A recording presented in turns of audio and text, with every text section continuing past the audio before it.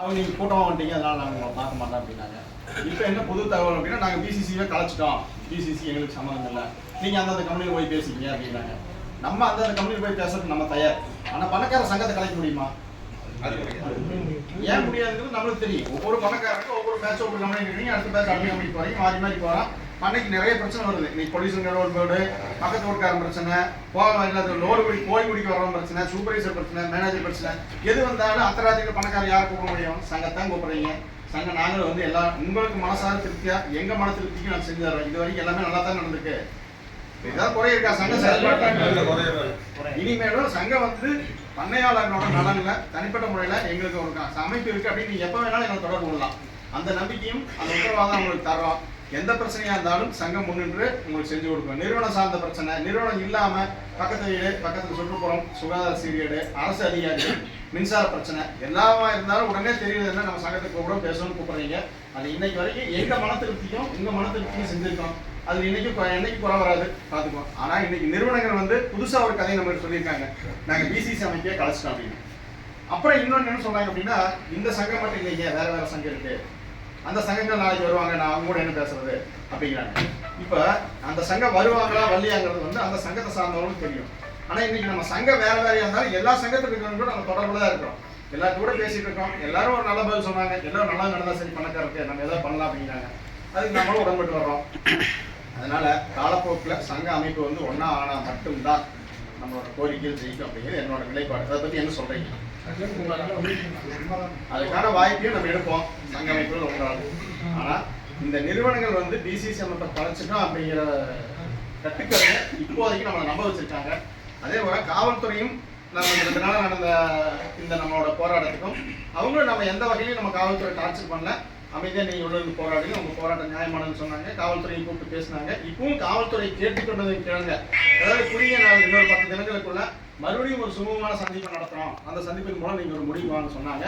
அதையே நிறுவனத்துக்கிட்டையும் வலியுறுத்திக்கிறோம். ஏன் அப்படின்னா நிறுவனங்கள் காவல்துறையை வச்சு எல்லாத்தையும் இதை செஞ்சிட முடியாது, நம்மளும் காவல்துறையை வச்சு நம்ம தொழிலை செஞ்சிட முடியாது. இந்த தொழில யார் வரா, நிறுவனம் சார்பில் யாரு போறான்னு தெரியாது, கோழி பிடிக்கிறதுக்கு யார் வரா யார் போறான்னு தெரியாது, எந்த நேரத்தில் எந்த பிரச்சனை நடக்குன்னு நிறுவனங்களும் நினைக்க முடியாது, நம்மளும் நினைக்க முடியாது.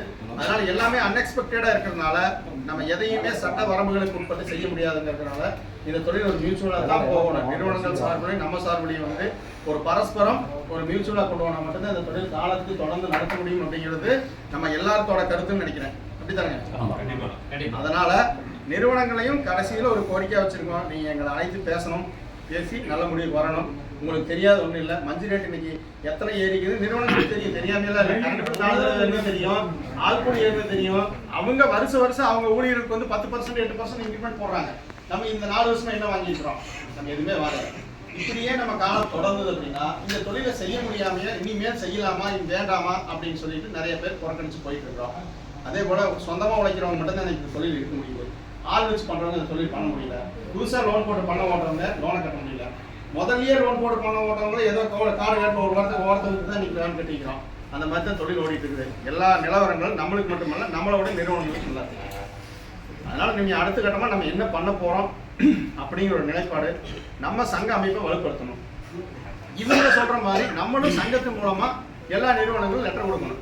10 ரூபாய்னா 10 ரூபா கொடு, 10 ரூபா கொடுத்துட்டு குஞ்சா இருக்கு அப்படிங்கிற நிலைப்பாட்டை வந்து சங்கத்தின் மூலமா ஒரு தீர்மானம் போட்டு சங்கத்தில் எல்லா மாவட்ட பணக்காரர்கள் எல்லா வட்டார உறுப்பினர்களையும் கொண்டு வந்து எல்லா கிராமத்தையும் இணைச்சு நம்ம செஞ்சோம்னா மாத்திரம் தான் காலப்போக்கில் சங்க அமைப்பை சிறப்பாக வழிநடத்த முடியும்னு நினைக்கிறேன். அதுல ஏதாவது சந்தேகங்களா? அது மாதிரியான கட்டமைப்பு பண்றதுக்கான வழிமுறைகளை நம்ம செய்வோம்.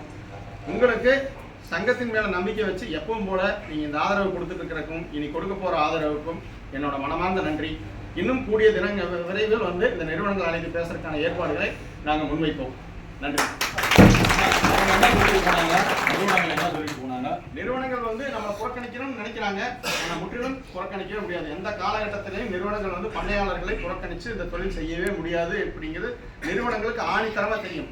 இன்னைக்கு வந்து தற்காலிகமா நம்ம பிரச்சனை விலகி போறதுக்கு இன்னும் வேற ஒரு சங்கங்கள் இருக்கு, எல்லா சங்கங்களும் சேர்ந்து வந்தா நாங்க பேசுவோம் அப்படிங்கிற மாதிரி ஒரு புறக்கணிப்பு. எல்லா சங்கம் அவங்க ஒன்று கேட்பாங்க, இவங்க ஒன்று கேட்பாங்க, அவங்க ஒரு நாள் பேச சொல்லுவாங்க, இவங்க ஒரு நாள் பேசுறாங்க. அதாவது இப்போதைக்கு நிறுவனங்கள் வந்து தட்டி கழிக்கிறதுக்கு சங்கத்தையே பலியடாக்கிட்டாங்க. சங்கம் அதிகமா இருக்கறனால நாங்க அவங்க கூட பேசணும் இவங்க கூட பேசணும் அப்படின்னு சொல்லி ஒரு பதில நிறுவனம் சொல்றாங்க.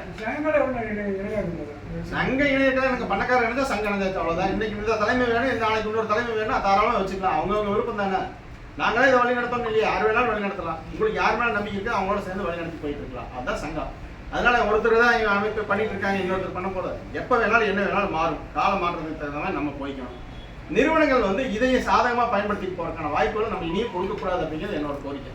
போலீஸ் தரப்புல இருந்து என்னென்ன வாக்குறுதி கொடுத்துருக்காங்க? போலீஸ் தரப்புல இருந்து இன்னொரு 10 தினங்களுக்குள்ள இன்னொருத்த பேசுறோம் அப்படிங்கிற மாதிரி சொல்லியிருக்காங்க. இது வந்து நிறுவனங்களுக்கும் புரியும். கண்டிப்பா நம்ம அழைச்சு பேசி ஆகணுங்கிற ஒரு கட்டாயம் நிறுவனங்களுக்கு வரும்.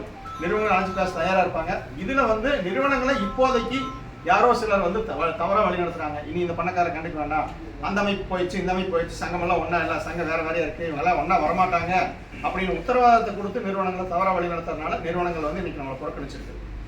இதுக்கு நம்மளோட தீர்வு வந்து நம்ம இடத்தா இருக்கு. நம்ம அதுக்கு உண்டான தீர்வை நோக்கி பயணிப்போம். இந்த போலீஸ்காரங்க வந்து என்னென்ன ஒரு வாக்குறுதி கொடுத்துட்டு போயிருக்காங்க? போலீஸ்காரங்க நிரந்தரமா உத்தரவாதமான வாக்குறுதி எதுவும் கொடுக்கல. இன்னொரு தடவை பேசுறதுக்கு கூப்பிடறோம் சொல்லியிருக்காங்க. அது மட்டும் தான் இப்ப கொடுத்த வாக்குறுதி. அது எத்தனை நாள்? அது நாளெல்லாம் உறுதியா சொல்ல 10 தினங்களுக்குள்ள பேசுறதுக்கு கூப்பிடணும்னு சொல்லியிருக்காங்க. இப்போதைக்கு அவங்க கேட்டுக்கிட்டாங்க. நம்ம இந்த போராட்டத்தை வந்து தற்காலிகமாக தான் ஒத்தி வச்சிருக்கோம். நம்ம போராட்டம் நம்ம தொடரும். நன்றி. நன்றி. சொல்லிடுங்க. நீங்க உங்க தரப்புல பேசுங்க. பணியாளர் சார்பில் யாராவது ஏதாவது பேசணும், நம்ம எப்படி வழி நடத்தணும் அப்படின்னு ஒரு எண்ணங்கள் இருக்குன்னா உங்க எண்ணங்களை பதிவு பண்ணுங்க. இது வந்து அதாவது இப்ப நம்ம பதிவு பண்றது வந்து நம்மளுக்காக இல்லை, மற்ற வராத பண்ணையாளர்கள் நாம என்ன பேசிக்கிட்டோம், நம்ம என்ன பண்ணிட்டோம் அப்படிங்கிறது வந்து எல்லாருக்கும் தெரியாது. அதனால அண்ணன் பேசுறது ரெடியா. இப்ப வந்து பாத்தீங்கன்னா முதல்ல இருந்ததை விட பண்ணையாளர்கள் அதிகமாயிட்டாங்க. ஆனா இங்க வர எண்ணிக்கை பாத்தீங்கன்னா 1% இது 10% இல்லைங்க. இதை வந்து ஒவ்வொரு ஊருக்கும் அரசியல் கட்சி மாதிரி தொடங்குறது வேண்டாம். அந்த மாதிரி நீங்க இப்ப மாநில தலைவர், செயலாளர், பொருளாளர் அந்த மாதிரியும் கூட இல்லாம ஒரே பொறுப்பாளர் ஒரு ஊர். அது 2 பண்ணை இருந்தாலும் சரி, 10 பண்ணை இருந்தாலும் சரி, 100 பண்ணை இருந்தாலும் சரி, அந்த ஊர்ல ஒரு பொறுப்பாளர் அவர் மூலியமா அங்க இருக்கிற பண்ணை